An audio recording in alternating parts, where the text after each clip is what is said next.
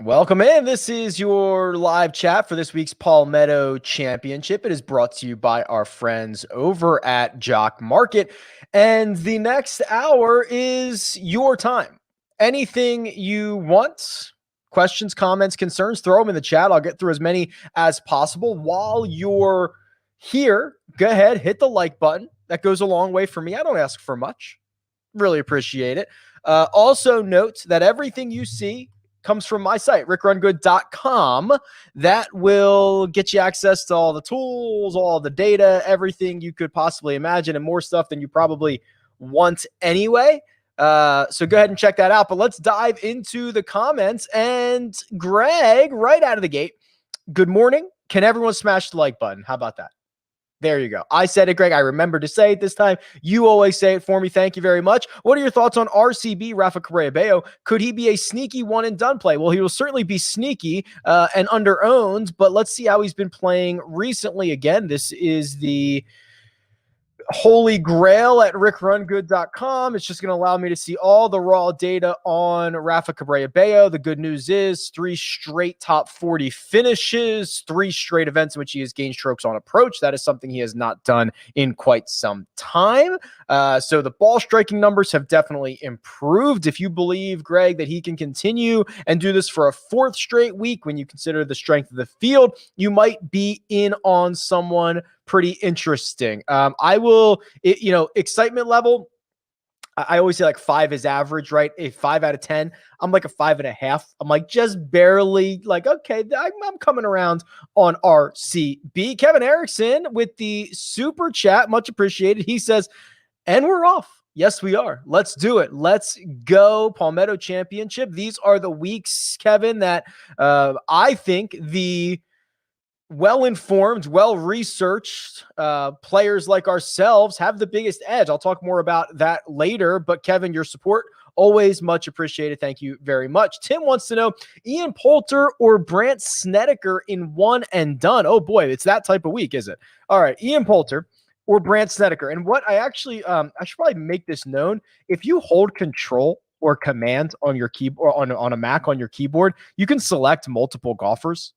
And that goes for a lot of places on the tools. You can select multiple items, courses, tournaments, whatever you want. So it allows us to kind of compare them a little bit better. So Tim, I'm comparing Poulter and Snedeker here since the start of 2021. And what you'll notice is they both are very much reliant on the short game. They both gain strokes around the green. Ian Poulter is significantly better putter, although they both rely on the flat stick, and they both are kind of struggling a bit in terms of their T2 green play. Snedeker, however, has been a little bit better, or at least has the ability to catch fire. The 6th place finish at the Valero Texas Open, where he gained 7.5 strokes on approach. Probably unrealistic that he does that again, or Poulter does anything close to that, but at least you can see Poulter never sniffs anywhere close to 7.5 strokes on approach. So I kind of like the upside of Snedeker. I've gone back and forth a little bit on these two golfers just because of how long it is. Neither of these guys are particularly long, and both are going to rely on the short game.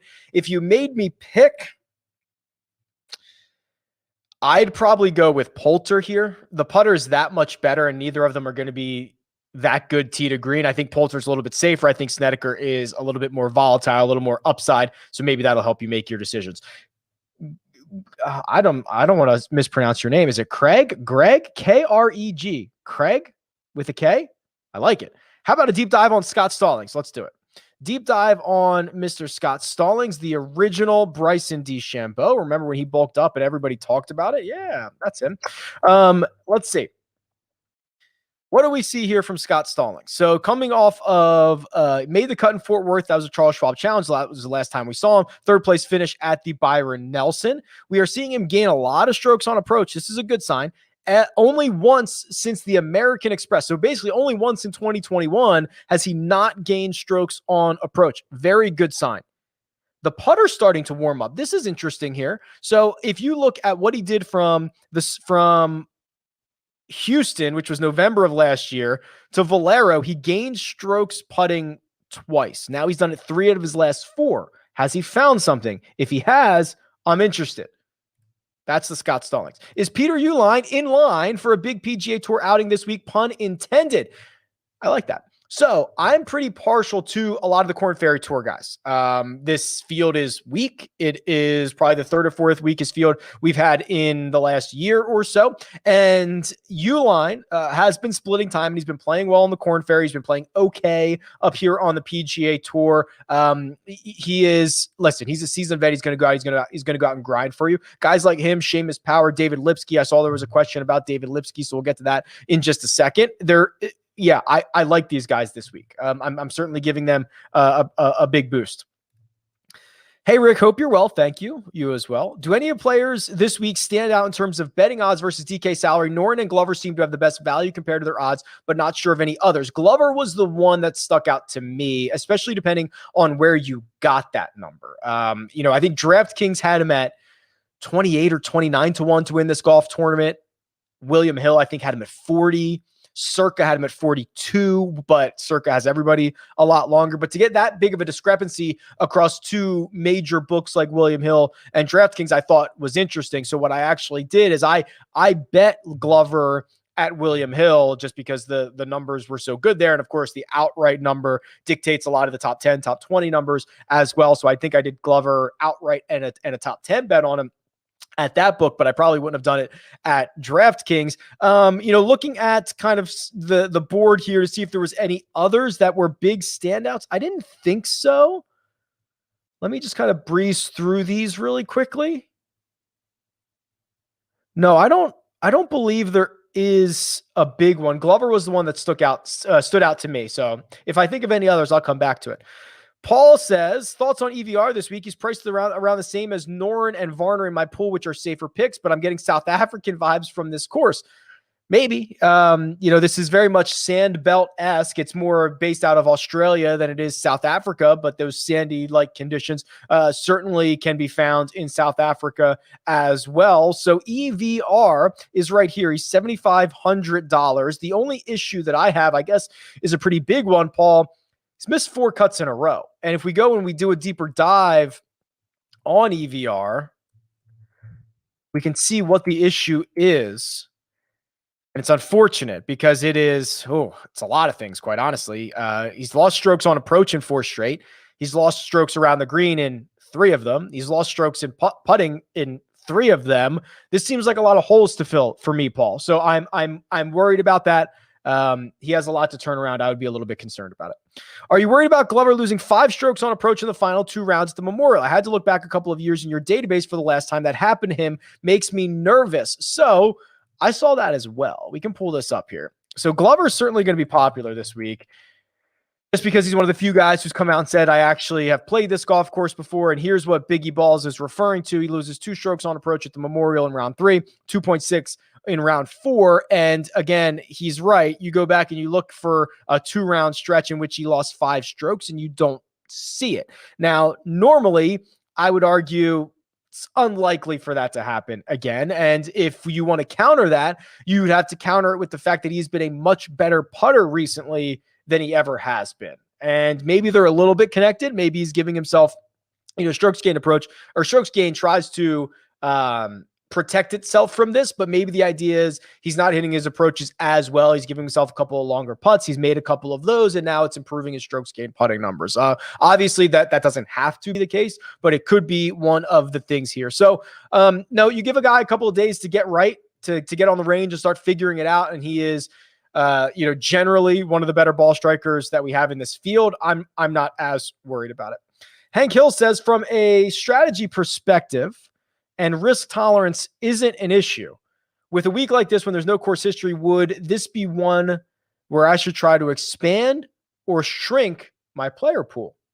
Oh, interesting. I would say if you don't care about risk tolerance, expanding it. Just because, who's got the win equity at the top? DJ, who hasn't been playing particularly well. Brooks, of course. Sung Jae, who has 1 PGA Tour win.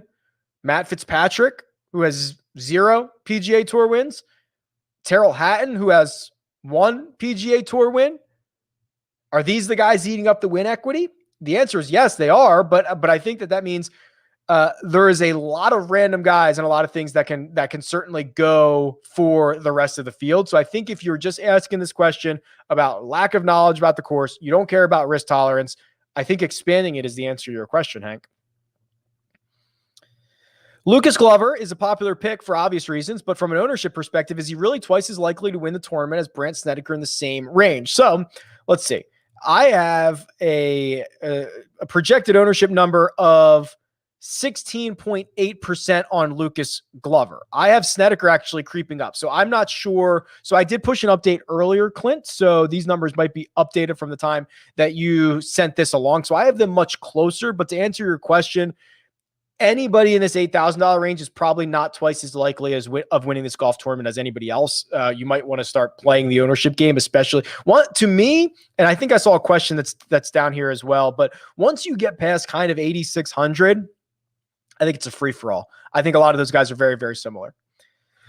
Hey, Rick, who's growing on you and who are you souring on as we approach this week? So I think I'm growing on Tommy Fleetwood.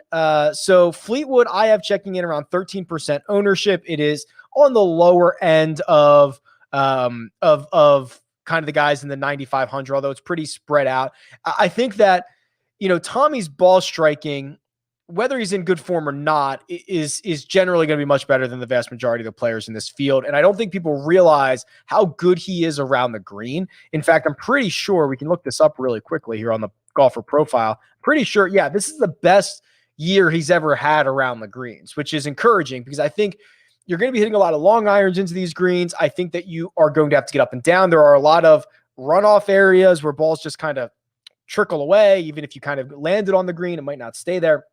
So I'd be interested in some of the short game players. And then guys, someone that I've probably cooled on, I think is Hatton, Terrell Hatton, who I'm projecting 27% ownership, which to me would be the highest owned golfer on the slate. And anytime you start getting to 27%, I'm scared.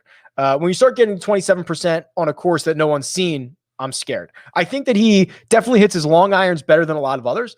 But he said himself this morning in his presser, he said, this is like, he's rusty, right? I think he actually used the word, I'm working through some rust right now. So I would be worried about that. And I would also be worried about, or I'm not worried about it. I just think there are guys I'd rather pay for. I'd rather pay for Brooks Koepka, and I'd rather go down to Sung JM. So for me, he's kind of in an awkward pricing spot as well there, Dan. Thoughts on Ben Martin in DK? I'm interested, but not convinced. Yeah, and I think that's a fair assessment to have, Sid. I'm not really convinced either, although I'm not really convinced on a lot of this field. The good part about Ben Martin is the data that we have is pretty solid. The bad part about Ben Martin is that we don't have a lot of data. So in his last 7 starts, only 4 of them are measured because he played Zurich, they missed the cut, him and his partner. He played Punta Cana, he played Puerto Rico. Well, there's no shot link data at any of those. So 7 starts, 4 of them we have data on. The data we have is great. He gained strokes off the tee in all 4, gained strokes on approach in all 4, gained strokes putting in his last 2. The data that we have is good bet or a good sit, but it's just not a lot. I'm not sold either, but I believe I'm more willing to find out if it's the real deal or not. Trying to decide between Hatton and Im in one and done. Would you try to save Hatton for the Open Championship?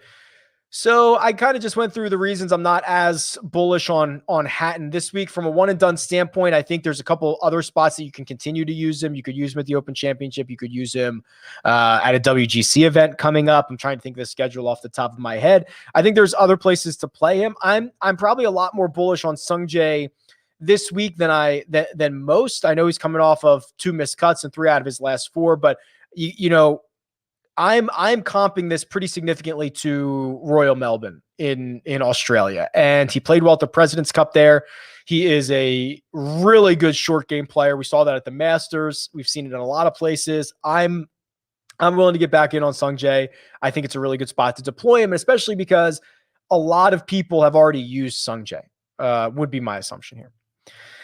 Do you have any concerns about players like DJ and Brooks not being fully committed this week with the U.S. Open right around the corner? This is a question I get a lot before major championships. In theory, if they're here, I think they're trying to win.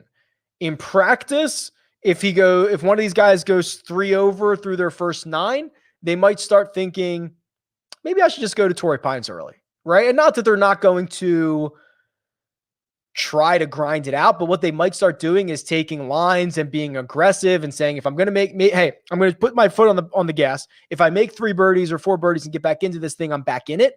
If not, and I make a couple bogeys, it's not that big of a deal. So I think I'm less concerned than I am concerned, if that makes sense. Just because these guys, once they get going in the moment, and then once you survive the weekend, quite honestly, if you get them through the cut, I think it's full steam ahead trying to win the golf tournament. Let me pause here for 1 second and talk about Jock Market, which if you've ever wanted to play Jock Market, I think this is the week right now with a couple of factors. There is so much unknown this week. And I actually think the outright market is incredibly difficult, but doing something where you're only trying to see if a golfer will beat their expectation. I think there's a lot of guys in this field who cannot win. I think there's a lot of guys in this field who can outperform their expectation. Ben Martin is a really good example. I don't know what Ben Martin's price in the Jock Market's going to be tonight, but let's assume we're asking him to finish 35th or better. Can he finish 35th or better? Absolutely he can. Can he win this golf tournament? Highly unlikely. So I like the idea of this week being one for a ton of value of these guys who are going to be $3 or $4 a share. And there's going to be a ton of upside if they finish 20th or something like that. So I think it's the perfect week to play Jock Market. It'll also allow you to get your feet wet for the US Open next week, which is going to be a massive cash market. And thirdly, they just bumped up the deposit bonus. It's now $50 deposit bonus if you deposit 20. It's got to be one of the best bonuses out there. The code is Rick. Thank you for using it. It helps me as well, but it's probably one of the best deposit bonuses out there. And if you're wondering what the heck Jock Market is, it's stock market DFS. So you can buy shares of golfers, sell them. You can buy them throughout the week. Tonight, Wednesday night, that's IPO. You bid on golfers. And at 9:00 Eastern tonight, those shares are allocated. So last Wednesday, Patrick Cantlay, he sold for $7.75 a share. He won full payout, $25 a share. You made $17 a share on Patrick Cantlay. You might have got him cheaper after the first round or something like that. So it's a lot of fun. There's a live chat this evening at 8:15 p.m. Eastern time for Jock Market, where Joe and myself are going to go through all the things for the IPO. So right here on the Rick Run Good YouTube channel, if you're here now, you are in the right spot. Ryan says, hey, Rick, I'm betting Sung Jae at 22-1 as well. There you go. Do we just play the Vineyard Vines core? Okay, this is pretty funny. Knox, Poston, Neesmith, Martin.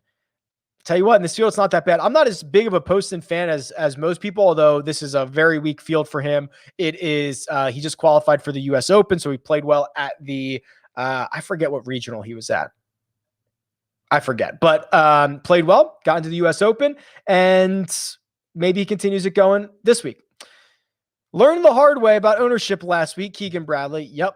Gun to the head. Convinced me to fade Whaley. Do not include ownership on analysis. 3 pivots of Whaley. Oh, Mike, it's like you are putting a gun to my head with these requests. This is like holding me hostage to all of these. I've convinced you to fade Whaley, but do not include ownership on analysis. It's Vincent Whaley.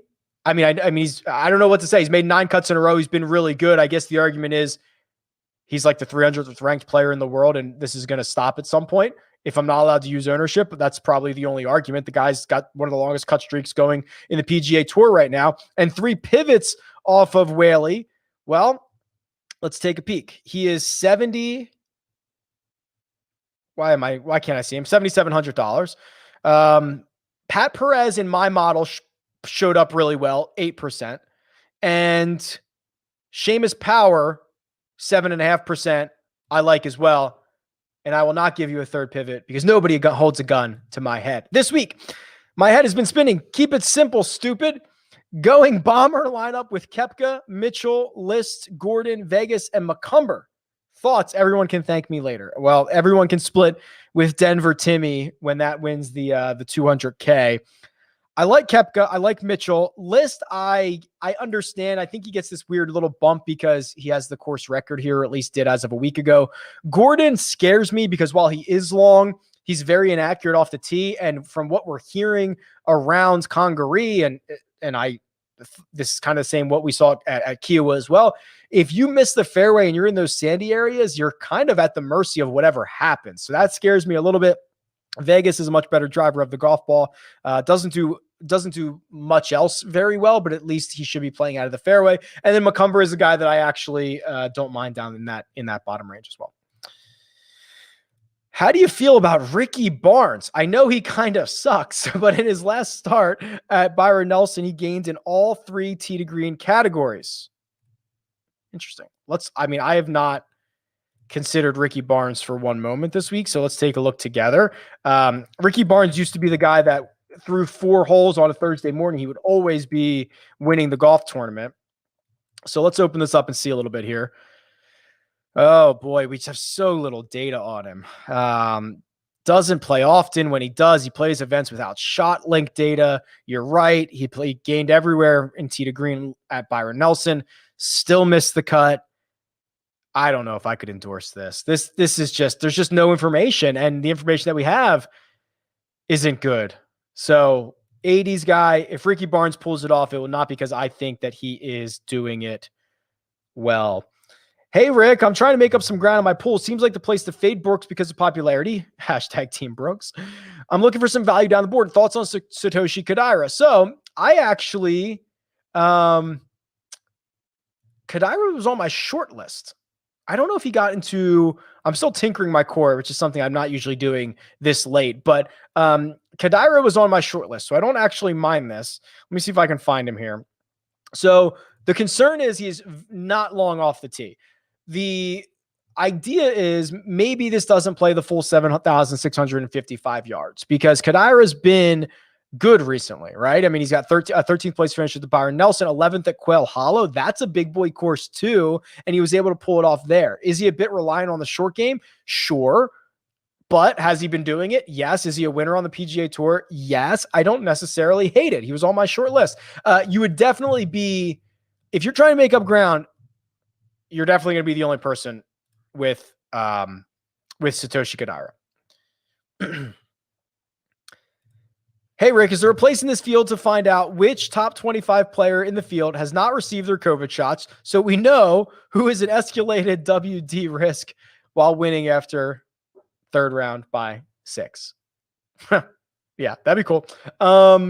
Yeah, it kind of stinks last week for everybody. And I got a lot of emails and I got a lot of messages. Rick, how are you going to deal with Jon Rahm in your one and done pool? And the answer is the rules are very clear. And I abide by the rules. You get $0 and you do not get to use your alternate and you do not get to use Jon Rahm again. It sucks. I get it. But those are the rules set in place and the rules are very clear and they're there for a reason. It's unfortunate.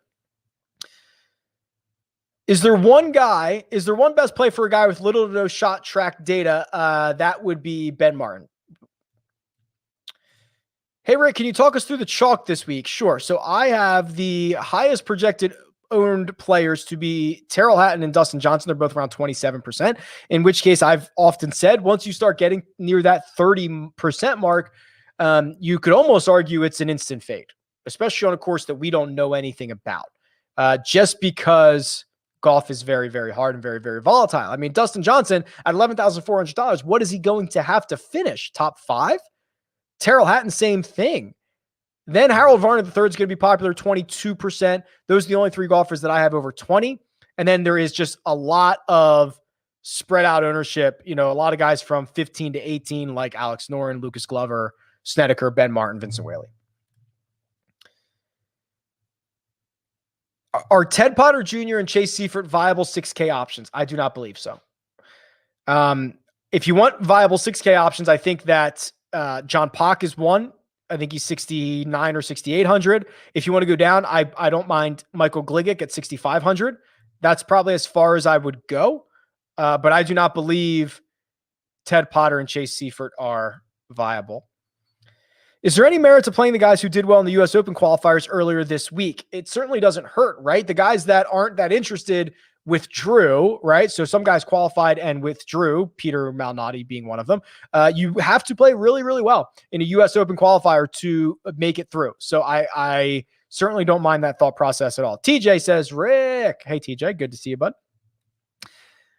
Great show as always. Thank you. I hear this is a link style course. Do you feel any of the Euro players do well like Padraig? Yeah. Okay. So Patty is the one guy. I mean, it's link C, right? I don't think it's a links course. There are some similarities to Royal Melbourne. There are a few things that Kiowa kind of are interesting with.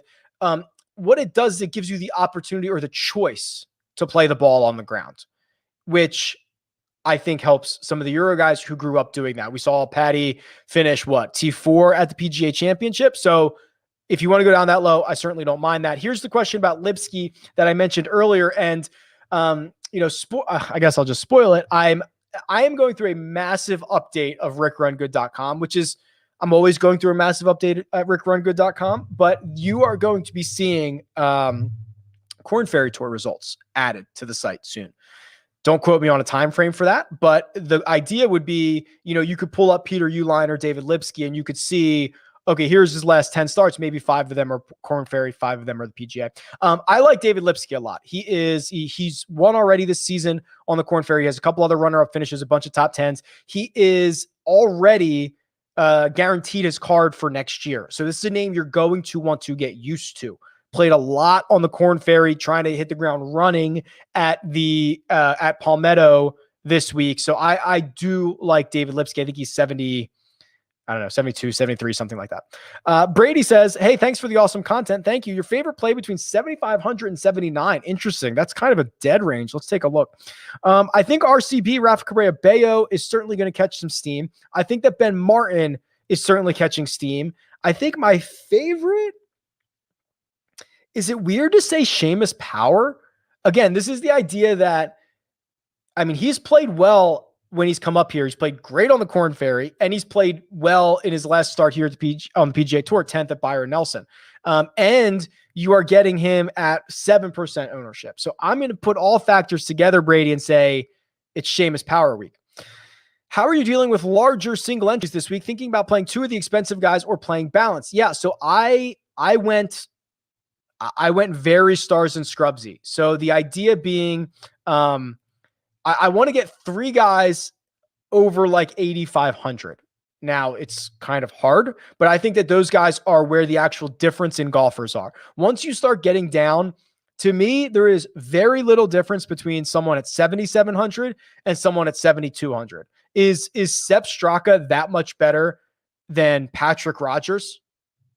Probably not. Is Joseph Bromlett that much better than Will Gordon?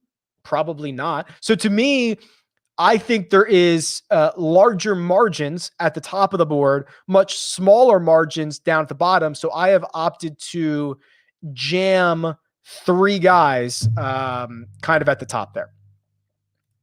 Poulter or Mitchell for one and done. Wow, these guys could not be any more different. I think Mitchell, understanding that he is very volatile, but when he is scorching, he's really good, man. He's just so good, Chris. He's great from tee to green. He makes a ton of birdies. He carried Sneds on his shoulders during the Zurich Classic. I'm kind of leaning in that direction. I'm hearing different reports on key stats. Is it better to have strong off the tee, accuracy, or approach this week? Well, Gavin, anybody who tells you that they know is lying to you, because there's no data to go off of. We can certainly do our research on the course, which I believe I've done great research. And I can tell you what I think they are, but I could be very, very wrong. I believe it will be a benefit to play out of the fairway. Now, if you can hit it long and play out of the fairway, even better. But you are at the mercy of whatever happens to you if you miss the fairway. Sand, trees, footprints, all that stuff comes into play when you are not in the fairway. I also believe that because these guys are going to be hitting a lot of long approaches and these greens have runoff areas, that you're going to have to be sharp around the greens. I think there's going to be a lot of holes where par is a very good score. And, we can look at the weather forecast. In fact, I think the harder it plays, the better. So here's Thursday, and this has actually gotten a little bit better, in my opinion, from last time I checked it. So Thursday morning, less than 20% chance of rain. PM thunderstorms up to about 40%. Friday looks fairly clean. Again, maybe showers in the afternoon. Thunderstorms over the course of the weekend. So maybe this doesn't play as firm and fast as they would like, but I think you're going to have to be accurate. I think you're going to have to be a strong short game player. Do you have any stats for the best fairway bunker players? Do I? So if you go to the golfer profiles, you can see every official stat from the PGA Tour. Approach the green. Do they have... So they've got approaches from the rough. They've got approaches. I don't think they do fairway bunkers as an official stat, Chris. I got approaches from every proximity from the rough or the fairway, but I don't think that's an official stat. I'll have to double check on that, but I don't think the PGA Tour tracks it. Hey, Rick, could you name 3 guys you could see grinding for a win this weekend and another 3 who are playing next week who might mail it in? Oof, man. It's kind of a tough question because it's really hard to get into the brains of these golfers, but 3 guys who will grind. Fitzpatrick, give him an opportunity to win. Like, he's now a favorite and has never won on the PGA Tour. I would imagine that would be a grind spot. Sungjae grinds every single week. Guys like Higo, guys like, I mean, there's a lot of guys who are going to grind for you. It'll be probably easier to list the guys that are unlikely to grind for you. The prime candidates would be DJ, Brooks, Hatton. I'm trying to see if there's anybody further down the list that I would be worried about. See, these guys further down the list, they need this. They can't not grind for you. So yeah, they're all just super incentivized. I'm like number 27. What about you? I don't know what that means, Scott, but I appreciate the support. I don't know what that means.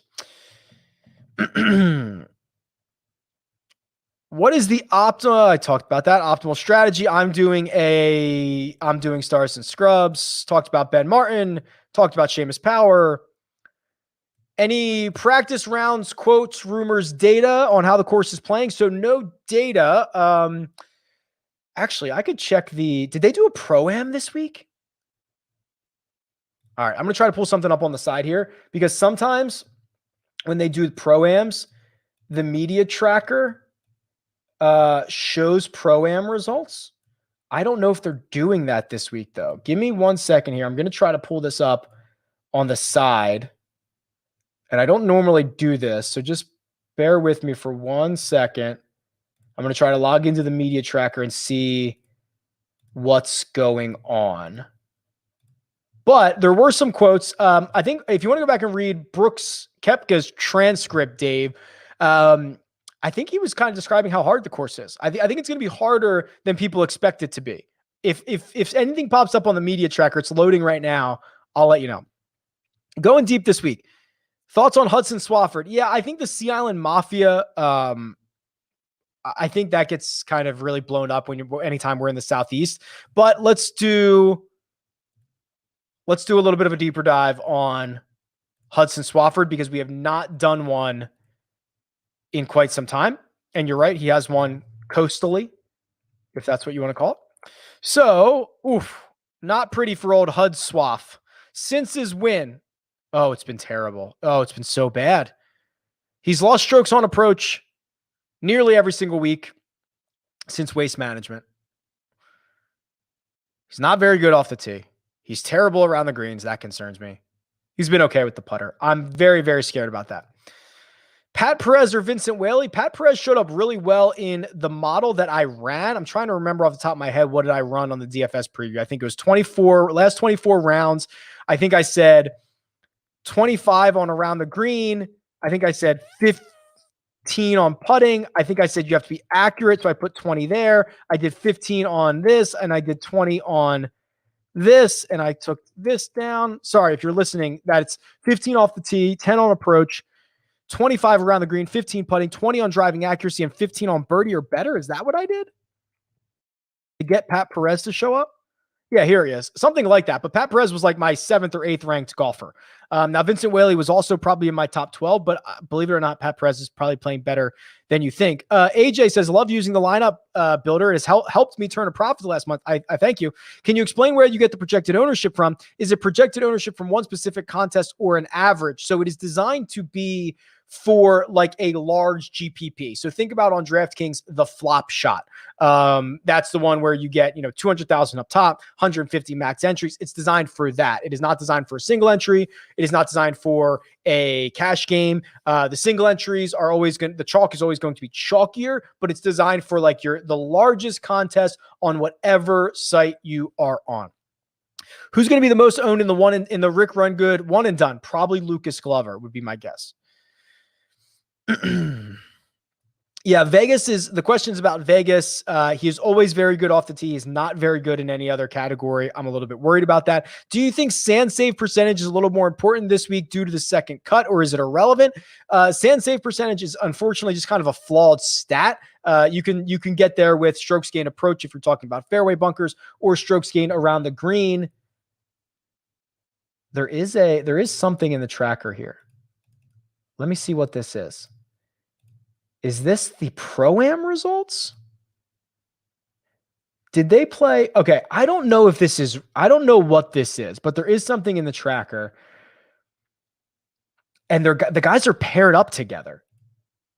I'm way behind on the comments, so maybe someone can help me on what this is, but I can tell you, I don't even know if this is real or not. Guys are paired up.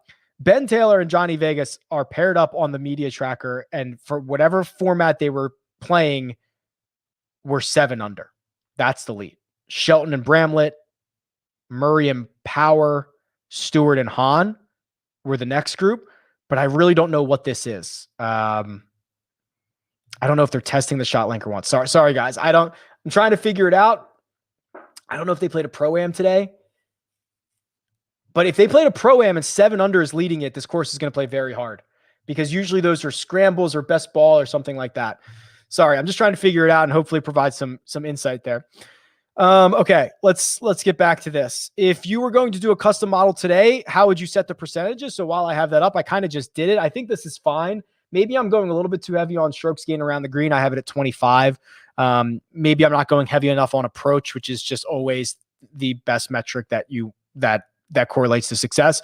Maybe I'm giving too much credence to strokes gained accuracy. I don't know. I don't mind this. I don't mind this at all. Matt Fitzpatrick was number 1, Glover 2, Noren 3, Koepka 4, Sung Jae 5, Snedeker 6. And I actually got an email from someone who, has kind of been, I don't know if like officially or unofficially tracking kind of the results of these models. And apparently they've been doing pretty well. Again, the model is only as good as what you put in it. It's just telling you who the best players are based on the parameters that you put in. But I think we've been pretty good at finding Schenk and KH Lee were popping up when those guys won. And I think Cantlay was up there recently. So I think it's done a pretty good job.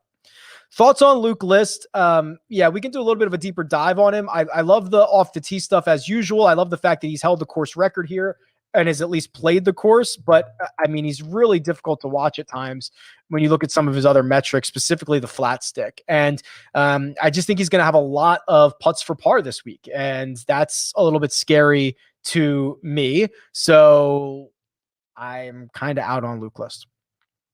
I've never heard your win percentage in the matchup show spit out 4 golfers that equal 42%. Yeah, so I think you're talking about the tournament predictor. I'll pull that up here in a second. I'm fading everyone but the lowest owned. Do you have a lean? So I think you're referring to this. This is this one here. Is this what we're talking about? 4 guys getting 42% or so. Yeah, that's about right. Dustin Johnson, Brooks Koepka, Terrell Hatton, Sung Jae Im. It's the way this model is built. It's a really top heavy field, and it does not give a lot of credit to the guys with the win equity. So I agree. I think that the winner is probably coming from the top, but I think that the top 10 is going to be littered with a lot of these names that no one knows.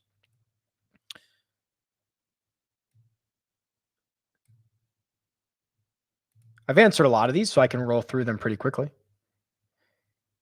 Do you like to build the same lineup in several DK and only change maybe 1 or 2 guys? Yeah, I do that big time. There's a core cascading strategy that I use that I've documented. It's on my YouTube channel that essentially does that to the extreme. With your belief that driving distance and accuracy are going to be important due to the course length and sandy exterior. Wow, Bernie, that was like the perfect way to put that. What do you think about leaning heavily on good drive percentage metrics? That's actually not bad. So if you're unfamiliar with good drive percentage, off the top of my head, it is how often you either A, hit the fairway, or B, hit a green or fringe in regulation, which I like to use that for courses like Harbor Town, even Colonial, where there's kind of like tree lined. You have to be on the right side of the fairway. It basically just says, did you hit a good drive? If you didn't, did you leave yourself in a position where you were able to hit the green or fringe, right? So if you missed the fairway, you weren't missing it so detrimentally that you could not find the green or fringe. So yes, that's actually that. Honestly, that was one of the most eloquent, well-written comments I think I've read in a while. That was perfect, Birdie. Awesome stuff. Thanks, man.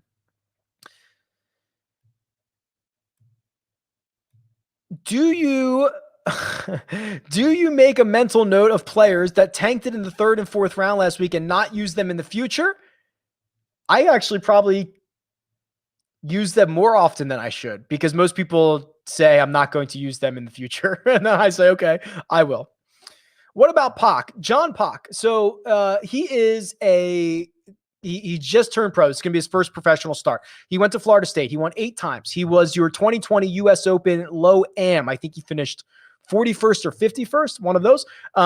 He is, he's very good. He was number 1 in PGA Tour University rankings this year. That means he's going to get, I believe, unlimited Korn Ferry Tour starts for the rest of the year, and the opportunity, of course, to accept sponsors invites on the PGA Tour, which is what he's doing this week. So yeah, these kids come out of college ready to rock and roll. To answer TJ's question, I actually don't know what type of game he has. I don't know if he does it via ball striking. I don't know if there's a good comp on the PGA Tour. I'd be lying to you, but whatever he's doing, it works because he's won 8 times at Florida State. Is Hatton the worst top 20 golfer in the world right now? Not one top 15 finish in the last 8 months on the PGA Tour. Yeah, but I think aren't some of his Euro Tour results a lot better? Excuse me. I'm looking at the top 20 right now. He might be the worst, which is unfortunate. Yeah, these other guys are just really good. They're really, really good. I mean, who's the other option? Maybe Abraham Answer. The other Abraham Answer's never won anywhere. Hatton or Answer are probably the 2 of the worst top 20 players in the world, but I would love to be the worst top 20 player in the world.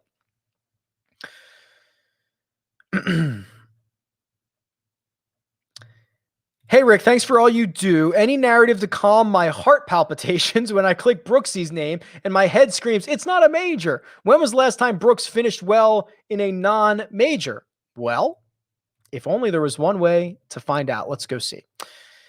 I don't buy that. Well, first of all, he won Phoenix, right? So that would have been the last time he finished well at a non-major. He finished second at the Workday. That would have been a WGC. 38th at Riviera. I guess that's not a great finish for him. 5th in Houston. He plays well outside of major championships. Don't worry about that. Don't worry about the heart palpitations. The Iceman says, I'm in a one and done. My last 2 picks are Kuchar and Keegan. Do you like Glover, Im, Poulter, or Mitchell more? Ooh, hold on. So my last 2 picks. Oh, your last 2 picks were. Okay. So you don't have Kuchar. You don't have Keegan. Okay. Glover's going to be popular. I'm partial to Im. So I would probably rank them Im, Glover, Mitchell, Poulter. Can we look at the FedEx Cup standings? Who is trying to move up and who moved down? I'm not going to pull them up. Everybody's trying to move up.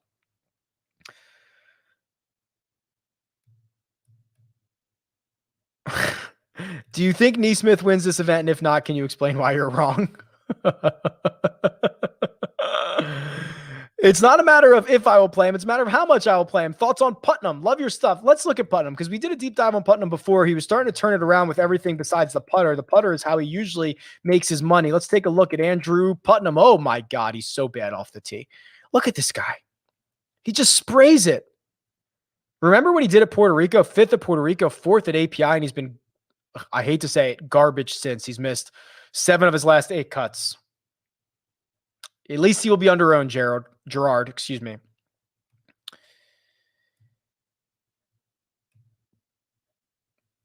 How popular will man, we are really in a week where these are the questions. And I'm here for it, right? How popular will Jonas Blixt be? How expensive is Jonas Blixt? He's very cheap, right? He's like 60. I have met 0.5% ownership. So, Colin, you don't have to worry about it. I've answered Ian Poulter quite a couple of times. Any update on Rahm? There's been no official update on Rahm.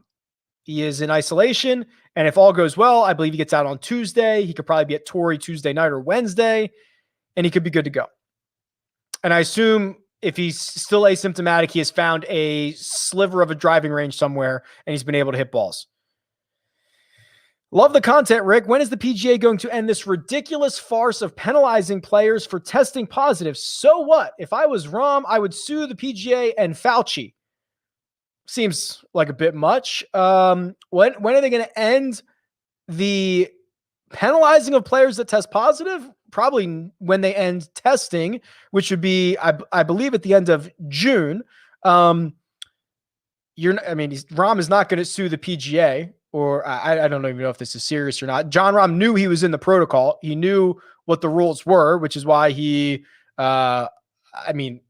accepted that he had to withdraw. He was in the protocol. He knew that he had close contact with somebody. And I can't imagine Jon Rahm is going to be serving Dr. Fauci with a lawsuit anytime soon. Hey, Rick, what do you think about Kevin Chappell and Russell Knox? I know Chappell played a Corn Ferry Tour event here. Hey, Harbs, good to see you, bud. Let's do it. Let's do a little comp here. Let's do Chappell and who was it? Knox. And again, if you hold control, you can select two of these guys. Little trick of the trade here. Let's go since the start of 2021. Thank you. Okay, so both of them have been very good on approach, although Kevin Chappell only has 10 rounds this year. Is that right? He's only played 4 times. He's missed the cut in 3 of them. And he hasn't played since, I guess Byron Nelson was only 3 weeks ago. Wow. He has not played often. Russell Knox, much better. At least he's played, and at least he's gained a bunch of strokes on approach. I don't know if you're comparing these two, but I just not enough data or not enough good data for me to be interested in Kevin Chappell. I don't mind Poston. I mentioned this earlier, Tom. He's just, the putter is so good. His path to success is just very, very narrow. It doesn't mean he can't follow that path. It's just very narrow. I actually do like Adam Schenk. So there's a call here, or there's a comment here about Adam Schenk 100-1 having to be considered. I don't think I would consider it for an outright, but that outright number is certainly going to be dictating the rest of his numbers. And Schenk is a guy, again, on my very short list of golfers for this week, because he's now back to making a lot of cuts. This is what we saw kind of at the end of 2020 for him. And then he went through a little bit of a stretch, but gaining strokes on approach more consistently, gaining strokes off the tee more consistently. The putter can get magical at times. I don't know if it is worth 100-1, but if you can get his top 10 at maybe 10-1, something like that, is 20-1, or is his top 20 at 5-1, I'd be a lot interested. Yes, I do believe that Noren will be popular. Can you run a model? I did that earlier. Scroll back. I'm in for 6 months. Thanks, Steve. Much appreciated. If you want to be like Steve, go to rickrungood.com and sign up. I like it. I think you should. A lot of questions about Wilco. I'm going to get his name right this time. Nienaber, I believe is how he says it. He is a South African. From what I understand, he will make Bryson DeChambeau look short off the tee. This guy's an absolute bomber. But from everything else I understand, the rest of his game is not very good. So I think it's going to be a show. I'm not that interested in actually playing him.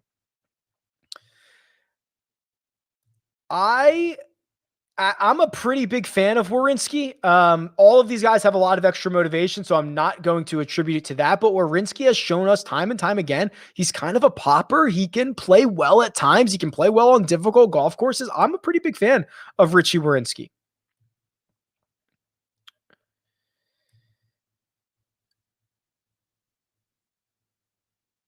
Love the streams and great content. Thank you. One, did you lose your racer? Yeah. I like to let it grow out. I'll get it done. I'll shave and get a haircut before the US Open, because then I'll do a lot of network stuff. This is such a strange comment that I have to share it. I don't even know what any of this means. It just says Portia and Simon dating about 2 months ago, and they're engaged. I'm so excited for you both, and congratulations to you both. And have 3 weddings, and it is amazing. And y'all is so jealous. I mean, I appreciate the positivity of this. I don't know what this means, but Michael's excited. How could I not show that? Oh, I think I just lost my spot. Michael got me all caught up. No. Okay, I'm here. I'm good. Is Jock Market bonus only for new signups? I don't know, Bill. I think it might be, but I really don't know. Reach out to those guys. They're very good at answering like DMs or whatever. Just ask them. Who's your pivot off Hatton? Okay, let's look at that. So Hatton is 10,200 and 27% owned. Well, I guess the most natural pivot would be Fitzpatrick, almost half the ownership, only $200 more expensive. If you want to go down, I'm not a fan of going down to English. I'd go down to Sung Jae. Those are probably the two most natural pivots. There's a really, he's going to win the golf tournament, but there's a really good case to be made that you should not be playing Hatton at 27% on this golf course that we don't know. And he just told us all that he's very, very rusty. Background on Davis Thompson, former #1 amateur in the world, making his professional debut, went to the University of Georgia. Very, very good. He's played in 2 RSM Classics and I believe 2 other, I think a US Open as an AM and something else. I think he made 1 cut in 4 PGA Tour starts. Why is Kiz so bad lately? Yeah, he's been horrible. Let's see if we can find out why. Oof, the ball striking. Let's open this up just a little bit so we can see. So loses 6 strokes on approach at Charles Schwab, somehow makes the cut. The putter has let him down a couple of weeks, which that can't let you down if you're Kisner because the rest of your game is not strong enough. I would say it's the ball striking. He just hasn't been good. You scroll back a little bit, you see the weeks that he's had success. He's gained 3 or 4 strokes on approach. He's not doing it right now. It's pretty ugly. Where has Webb Simpson been? Good question. Guess we'll see him next week. Hey, Rick, what's up? Thanks for tipping me on Baylor. Oh, on Baylor earlier this year, the March Madness. Yes. You're welcome. How do you feel about James Hahn? Oof, I don't think I feel good about James Hahn, but let's get a real reaction here. I do not feel good about a guy who's missed 7 consecutive cuts. James Hahn cost me so much money at Phoenix, where, fun fact here, William Hill did not include him in the field bet on Sunday as this was going live. And he was the only guy they didn't include. And he was like, so the field was listed at like 150 to 1, which would have included James Hahn. And I smashed it. And he got up to a 3-shot lead as he made the turn on 10. And the field was then minus 150. And I was staring at a massive payout. If Hahn could hold a 3-shot lead with 9 to go, he then implodes and finishes 10th. I know no one wants to hear my bad beat stories, but there it is. Talked about Pac. Go back and rewind. Oh, I've done a lot of these, which is a very good sign. Usually when I get to this point, somebody asked about my wife's pick this week. I don't have that comment handy, but she just sent me a message and she said, I'll go with Vaughn Taylor. I swear to God, she picks the most random people. Top 50 in my one and done after a solid Morikawa week. I have everybody over 10K available. Interesting. So the good news is, if you have everybody over 10K available, I would not mind Matt Fitzpatrick because you're probably not going to use him anywhere else. And he's played well. Like we have not probably given Fitzpatrick the credit we should in this live stream. But if you look at what he's done on hard golf courses, so this goes back to, Memorial last year, Muirfield Village, he finishes 3rd. Olympia Fields, he finishes 6th. Riviera 5th. Concession 11th. Bay Hill 10th. Sawgrass 9th. Kiowa 23rd. He plays well on hard courses. So if you have everyone available, you should probably save DJ. He's not in great form. You should probably save Brooks maybe for next week. I'm in this situation where I've been saving Bryson for next week and now he looks lost and maybe I'll use Brooks next week. Hatton, I'm not that interested in using this week. So Fitzpatrick's probably the guy. Good luck.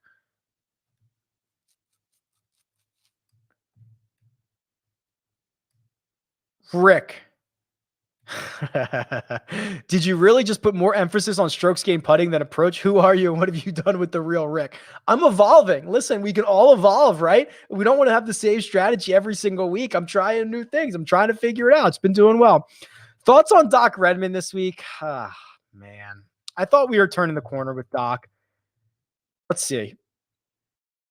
I mean, I guess he's striking it better. The driver so when I interviewed Doc, I guess at the beginning of the year, at the end of last year, he liked these really tight courses where he could just pound driver down the middle, and he hasn't really had the driver this year. And it's putting him behind the 8-ball. The putter's been a lot better. That is a great sign.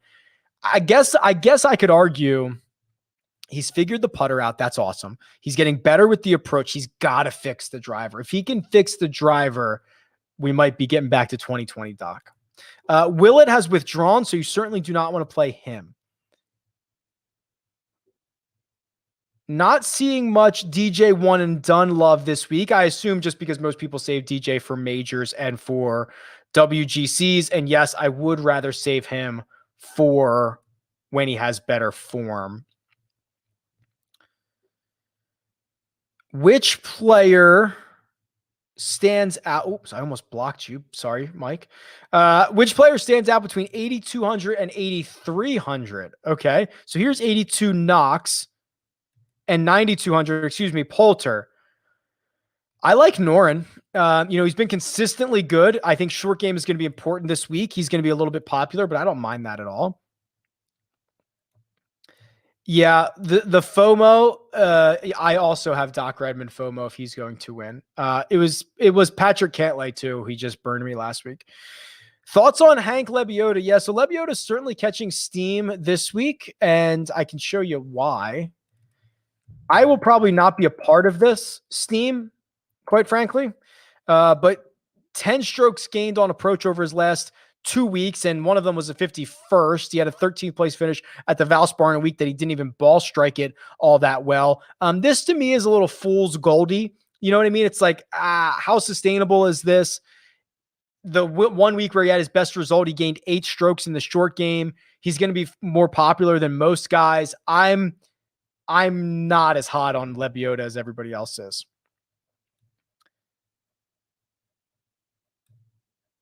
Talked about that. Tim Watley or David Putty? Oh boy, feels like an Arby's night. Let's go with David Putty. Yeah, David Putty is only in like 8 episodes or 6 episodes or something like that out of 100. I don't know, 180, maybe more than that. Isn't that nuts? It feels like he's a much larger character. He's not. He's awesome. HV3 for one and done too cute. I believe that is true. Do you think someone inside the top ranked? Oh, I can't read. Do you think someone ranked inside the top 25 will win, or will it be someone else? Top 25 of the world rankings, because there's only like 3 of those guys. Top 25 of the player pool, yeah, because they would eat up a ton of the win equity. I think someone who's going to win it is going to be someone who's won before. Brooks, DJ, or I shouldn't say, one international, one worldwide before. That would be my guess. Any teasers for next week's US Open? Man. First of all, we can do this. So there is a cheat sheet available for the US Open. It's in the drop down. So if you want to go look at the cheat sheet for next week, you can start doing that right now. I find Xander very, very interesting from just intriguing because he's been dominant at US Opens, 4 consecutive top 6 finishes. But he's been horrible at Torrey until this year, right? So it's like, did he just snap out of that at Torrey and now he's gonna go roll? So I find that to be pretty interesting. I'm trying to think who else. I mean, Morikawa would be so good at Torrey at a U.S. Open, in my opinion. There was a couple other guys that I thought were super, super low priced. Lowry. I know it's like he's just playing too well. Even like a Max Homa at 7,300. I don't know. We'll obviously do a full breakdown, but U.S. Open pricing is out. Cheat sheet available on RickRunGood.com. Everything you saw today is available on RickRunGood.com. I cannot believe we filled an entire hour with a ton of questions about the Palmetto Championship. I tip my hat to you guys because we could have easily packed it in this week, but I think it is going to be a fun one. On your way out, do me a favor, hit the like button, goes a long way. Join me tonight, 8:15 p.m. Eastern time, same place, Rick Run Good YouTube channel for the Jock Market Power Hour. Best of luck. Somebody go win like 200 grand. The community's been killing it recently. Let's keep it going. Thanks for joining me. It's my favorite hour of the week. Talk to you guys soon.